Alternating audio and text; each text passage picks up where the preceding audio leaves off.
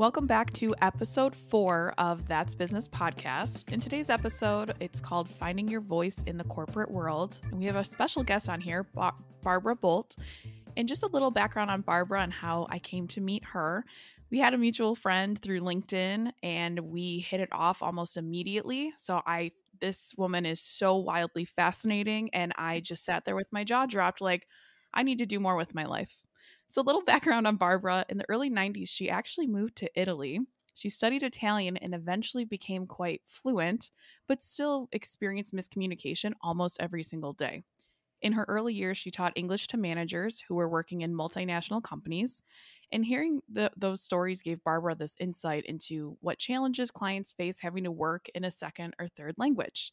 Thus, her passion for helping people communicate successfully came to fruition, and now she runs her own company. So, Barbara, thank you so much for joining this podcast. I'm so excited for it. But tell us a little bit about you outside of all the amazingness that you've done so far in your career. Well, Angela, thank you so much for inviting me onto your podcast. This is a real pleasure. As you said, we are new friends, and Yes. we have a hard time shutting up, don't we? We do, yes. When we talk, it's like, oh my gosh, this thing goes to that thing, goes to that thing. Well, as you mentioned, I did this crazy thing in the middle of my life. I expatriated myself to Europe. It was on the basis of having taken a vacation to Italy and having fallen in love with an Italian, which I'm sure some people can relate to. Yes. The downside of the story is, and I'm sure people can relate to this as well, is that the romance didn't work out in the end. However, at that point, I had moved myself there. I had shipped 800 pounds of stuff, and I was, in Italy. So I made a decision not to just run back home. I had started studying Italian, and that's what really grounded me to stay. I just was fascinated learning a language where I could actually speak it. Right. It's very different than just learning a language, outside the environment. So I stayed. After I moved out of the relationship, I stayed another 3 months in the place where I was studying Italian, which was in Perugia. Perugia became kind of famous more recently because of that horrible murder thing that happened. Amanda Knox. The Amanda Knox story. Yes. That was Perugia. Okay. Wow. And I studied there before yes. they were all there. Yeah. Mm-hmm. I studied for 6 months. I'd invested this money in the course and living there. And I'm like, well, now if I go home, I'm not ever going to become really fluent. So I had to figure out where I was going to go next. And long story short, I ended up in Milan. Didn't know anybody, didn't have a job, didn't have a place to live. However, I went there. I actually sent out resumes that I had typed on an electric typewriter, if you can imagine, which I'm sure you can't. This was 1994. Mm-hmm. So no electronics. Right. And ended up on the first day I went to Milan, I got a job because I had faxed my resume to several companies. On the third day, I met a woman who was looking for a roommate, a flatmate, a British woman. So I found a place to live and thus started my 11-year life in Milan. And that's where I taught English. You mentioned in my bio intro that I did teach English and I did that for about 5 years. And of course, my experience was primarily with Italians, although I did teach other nationalities in the summers. But what I always say is if you can teach an Italian to communicate in a clear, linear way, you can teach that to anybody. I honestly think that's how I developed this ability to just hear when things are not in order. When there's a concept missing, a word missing, something like that. Because with Italians, when you listen to them, they'll go over here and they'll go over here and they'll go over here. And our brains have to take that information and organize it for us to process it, as we're what we call low context communicators. And we, as Americans, we prefer information in a certain order. And the Italians don't deliver it that way initially, right? They have to be taught to do that. So my brain just developed this facility for hearing what's missing, hearing the gaps, and reordering. And sometimes it's a little bit annoying because I just, yeah, I'm listening to a radio program or I'm listening to whatever. And I'm like, Right. that would have been better here. And oh, yeah, okay. So it's something I just do in the bathroom in the morning when I'm putting on my makeup because Right. I'm listening to Blinkist or whatever. And Mhm. yeah, so that's how I developed my superpower, I guess you could say. And then I did I go love on to that. live in Switzerland after Italy, and I taught in classrooms with like people from 16 different countries. I taught at a very prestigious technical university in Switzerland for 16 years. So yeah, I've just got Wow. a ton of experience listening to people trying to get their messages out. Right. So from this experience, what kind of made you get not only get out of teaching, but start your own company? I mean, which is I feel like the hardest part being a fellow business owner. Oh, it is. I didn't know that how hard it was Mhm. actually. Well, while I lived in Europe, I was always what we call a freelancer. So Right. I sort of had my own business even over there. However, Okay. especially in Switzerland, I did a ton of academic teaching. So Mhm. my academic teaching formed the baseline for my income. And Right. then the consulting was sort of on the side. I did do a lot Oh, of, okay. in those days, I did a lot of intercultural training. So I would go Mhm. into companies and train multicultural teams. I also did a lot of expat training, which is preparing people to live in another culture. And I would do that for like Oh, Americans coming to Switzerland. I would do it for the Swiss going back to the States. I did right. it for lots of different cultures. And I did that really the last year I did a lot of that was 2017. So I actually did that even after I came back to the US. Uh, but I didn't get really serious about Mhm. I tried the academic teaching thing over here and it didn't really work out. It's just Right. a different academic environment here. It is. So in 2018, I actually realized that my consultancy was going to be my primary gig. And Oh, it's I love pretty that. much taken me until now to Mhm. figure out Right. how to make this work. So it has not been an easy journey these last, I would say, 3.5 years. And of course, COVID Okay. came in the middle. Um, Right. but COVID for me was actually a gift because Mhm. it stopped me running around the local area Sure. and put me on this, on Zoom, Mhm. in the virtual context, and helped me realize that I can work with people from anywhere You in the can. world. I have a client right now in Switzerland. We've never met face to face. Mhm. We just do everything on Zoom, and it works. So from the standpoint of creating a business model, mine has changed Right. because I realized that for me, it was a waste of time to be running around to local networking events, which I was doing a lot of before Okay. the pandemic. Right. And now I have just become a lot more focused Mhm. and I just, like you, I mean, a lot of us, we pretty much live on Zoom. Right. I love that. And I feel like with what you offer and when we got introduced, I was like, wow, that is such a needed service because I work with, being a former recruiter and now running my own career services company, a lot of these individuals, I get people all the time that are like, I'm sorry if my English isn't great. I'm sorry, sorry, sorry, sorry. I'm like, your English is really great. Your resume is better than half of the native English speaking people I work with. Like, you're doing really well. And I had one client, she speaks, oh my God, I think 8 languages or something crazy. But it's just I just love what you do and how you kind of offer this to people. But what's kind of either like how does it look like in a corporate setting of the services you offer? Is it, people looking to get promotions, or what did you find is kind of the problem in corporate America right now with people who English is a second language and not their first? That's a really good question. And it's interesting that you bring that up because it's only recently that I've recommitted myself to this niche. Uh, Mhm.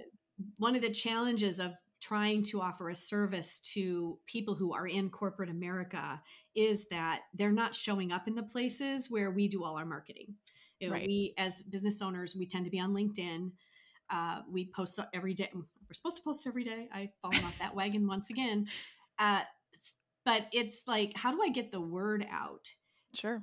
first, let me cover the challenges that these people often face. And my target audience are these middle level managers. If you know Okay. about what goes on in companies, middle level managers have a ton of communication responsibility. Yes. They have to communicate laterally with their team. They might have to communicate with subordinates, and they definitely have to communicate up to that C-suite level to report out, give progress reports on their project, ask for resources, sell a new idea, all of these things. And all of those things are persuasive communication. It's not just, I mean, reporting out on the project might be more informative. However, there's almost always going to be an element of needing something more, needing that those upper level people to take an action or get on board, and also team members at that lateral level. And what is frequently the issue for these people whose, English could even be their third or fourth language. Right. It's definitely not their first. And persuasive communication is always challenging. Even for those of us who are native speakers, creating a persuasive message is always harder than just delivering information. So I find that these people end up at a point in their career where in order to get ahead, they have to up their game. It's not enough at that point to just speak English in whatever way they speak it. They may speak it well, they may speak it not so well. A lot of people in this situation have developed maybe some bad habits in speaking English. They're not using correct grammar. And some people will say, well, grammar isn't really important. I beg to differ. Grammar is a structure of a language. And if you're not structuring your sentences in the way that they need to be structured for that language, the people who are listening to you are not getting your message the first time. They have to interpret. They have to work hard to get what you want to say. And as we know, C-suite managers don't want to work that hard. They're not the people who are going to sit there and give you the benefit of the doubt and, oh, well, I think what you want to say is. Right. They want it delivered straight the first time. So that is what I see as the big issue that these people face. And I help them by attacking both the language issues, which may be there. There may be some structural issues. But I also help them understand the cultural differences. Oh, I love that. Yes. Yeah. It's like and the benefit that I can bring is moving the needle quickly because we're attacking both sides. So I can very quickly identify the issues when I talk to the person and I hear their situation. I'll figure out what's linguistic and I'll figure out what's cultural. And so I'm teaching them not only sentence structure, but I'm teaching them to structure a message. Right. And I effectively teach them how to pitch. If you think about it, business people pitch all the time. All the time. Yeah. Pitch an idea, pitch a project. This recent client that I had is she's still a client actually, is in purchasing. She pitches how to save money. Right. Every day. Yeah, every day. And she was having to have her boss help her structure her presentations, which obviously wasn't her boss's job. Right. And it was not a good use of her boss's time. After 3 months of working with me, we presented to her boss, and her boss was actually amazed. She was like, oh my gosh, that's the most clear presentation I've ever heard you give. This woman's Mexican. And so she was putting English words in Mexican sentences. And and a mix of the two. Right. And the structure of her message was not linear, and it wasn't structured as there is a way to structure a persuasive message. And she didn't know how. So now she knows how, and she knows what's the problem we're solving? What's the solution I've researched?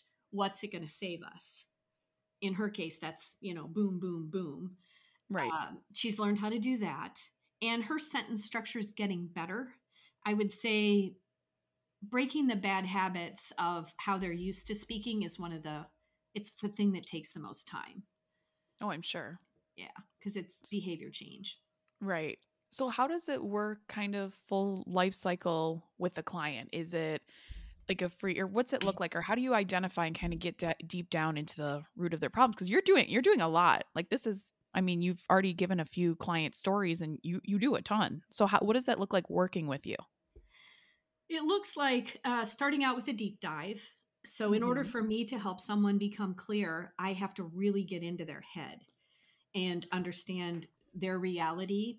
The client I've got right now in Switzerland is very interesting. He's in the oil and gas trading business, Oh, and he's with a startup that is buying older refineries and okay. revamping them to be more energy sustainable, taking them toward being more sustainable in a couple different ways. And we started deep diving into his business yesterday, and it's all new to me.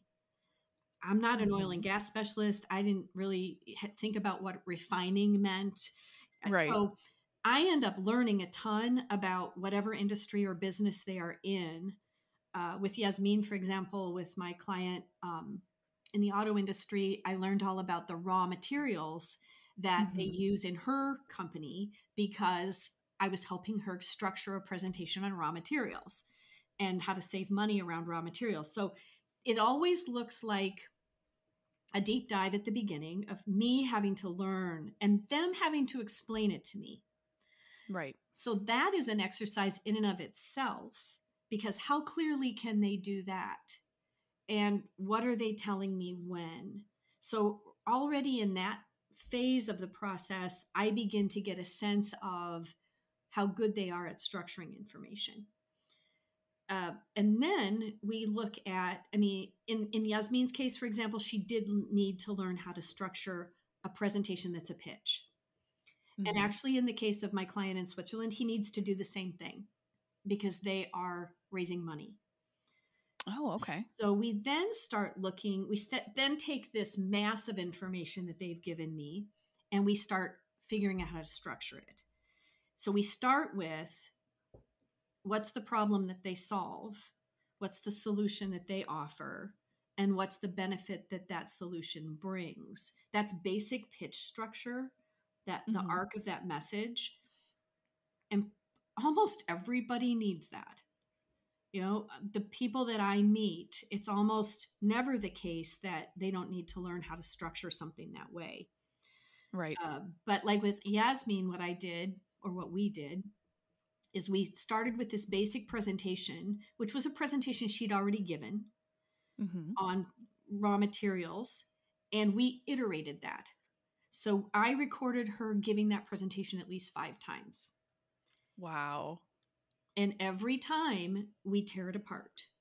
So Mm-hmm. we go back and we do it almost line by line.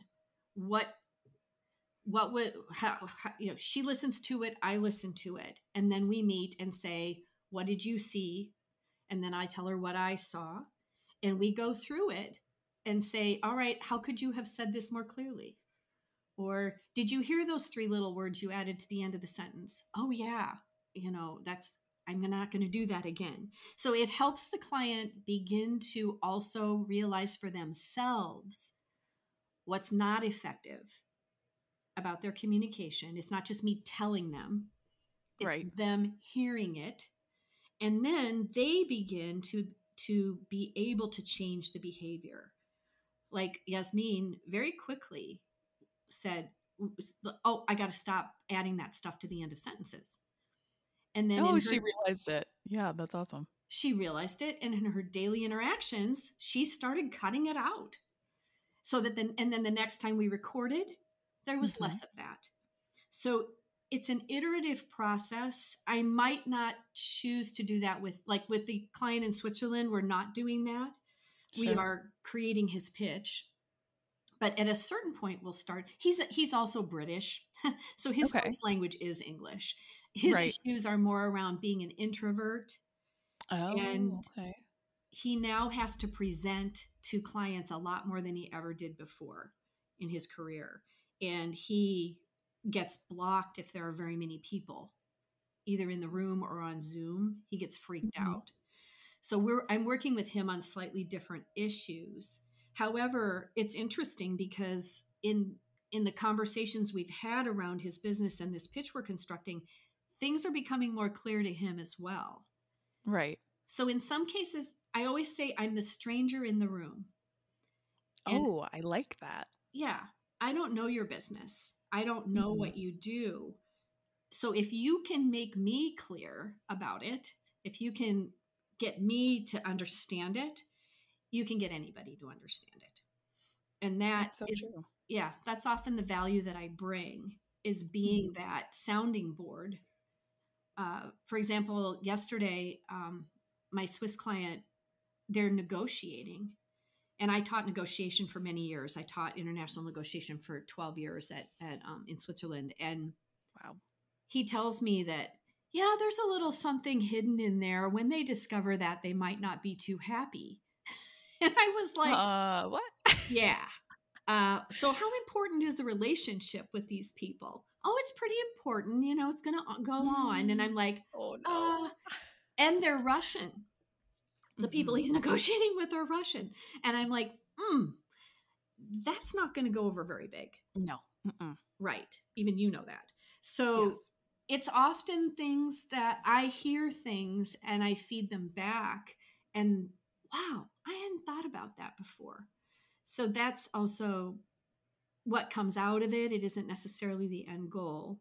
But I do we set goals at the beginning. We have KPIs. You know, how are we going to know that you're moving the needle on like cutting out small words?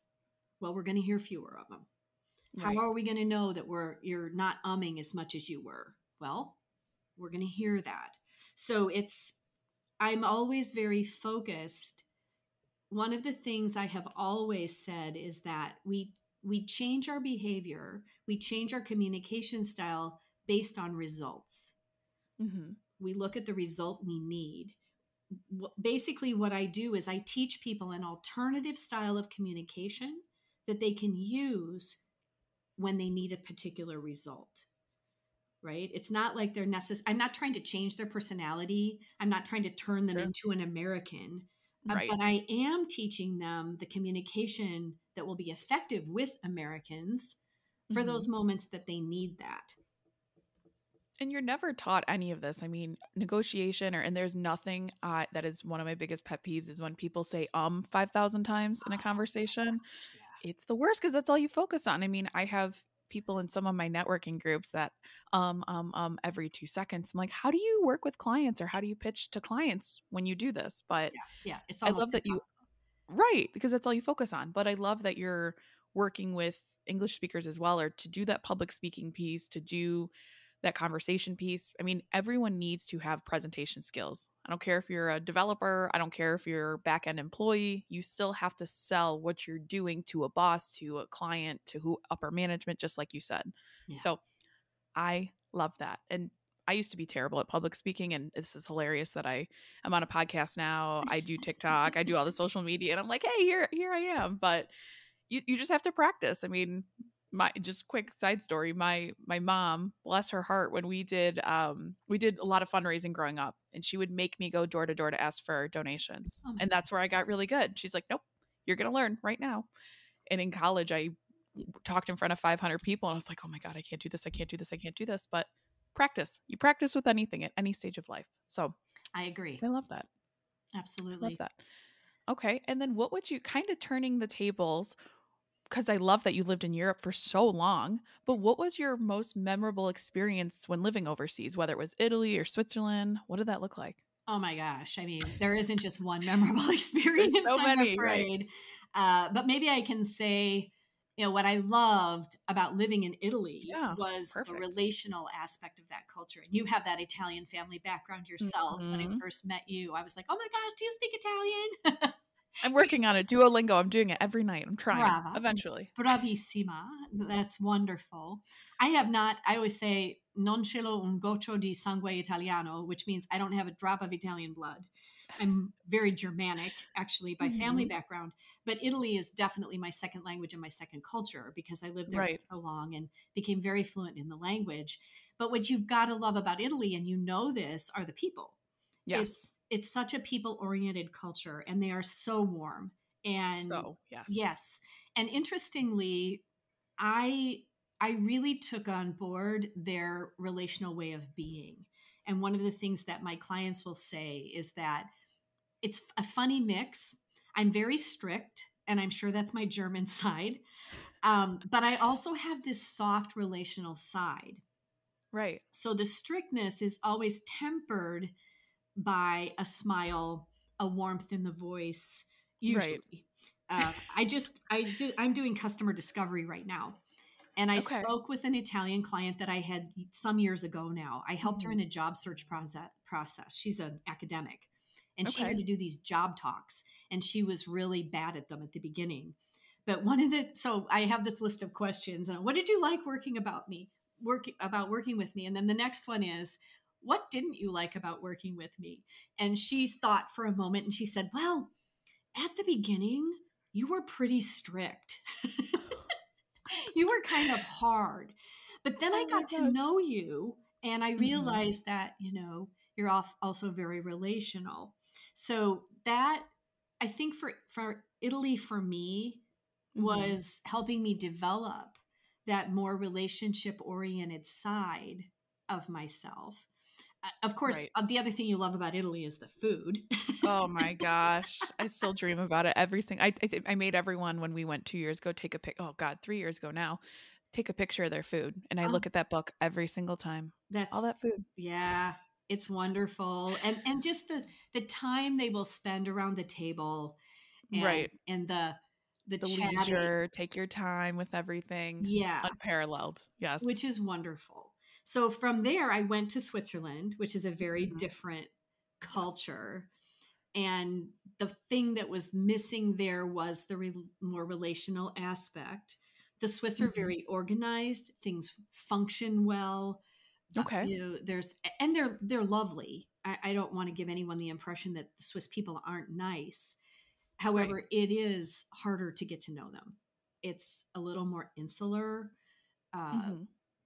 Once you do get to know them and break through that harder exterior, they are lovely and they will, then your family. But they don't go there quite as quickly or as easily as the Italians. Okay. However, Switzerland was great. The efficiency is a time saver. I spent a ton of time on Swiss trains because Mhm. I lived on one end of the country and taught in the other end for a couple of years. Oh, I didn't realize that. Yeah, I lived in St. Okay. Gallen for the first 2 years that I was in Switzerland, which is far east. It's the northeast part of the country. But I also had accepted a teaching job in Lausanne, which is Okay. southwest. Oh, okay. And my logic, being from the U.S., 3.5 hours by train, no big deal. The same trip is Wow, that's a less, long trip. a little more than to Chicago. Well, Right. but I got a lot of work done on those trains. And I knew just the seat I wanted. I knew where I could plug in my computer, put on my headphones. I would just be in my own little world for 3.5 hours, and I could do grading and class prep. And so I love public transportation in Switzerland. I didn't have a car the entire time I lived abroad. I I never had a car Wow. over there. But in Switzerland, you really didn't need one.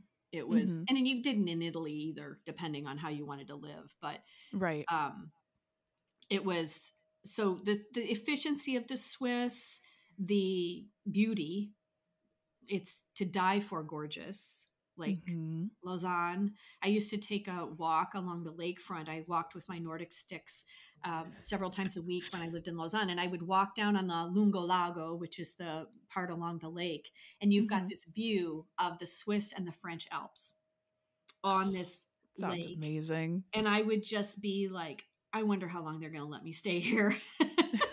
Which I had legal issues the whole time I was in Switzerland, so that was challenging. But it was it it's a different lifestyle. And I guess another thing I love about Europe in general is that intimacy. The Yes. fact everything's closer together. You Mhm. can walk places. People do sit outside in cafes and have a coffee and talk together. Right. And I love that, and I will never not love that. It was marvelous. Do you ever see yourself living back there someday?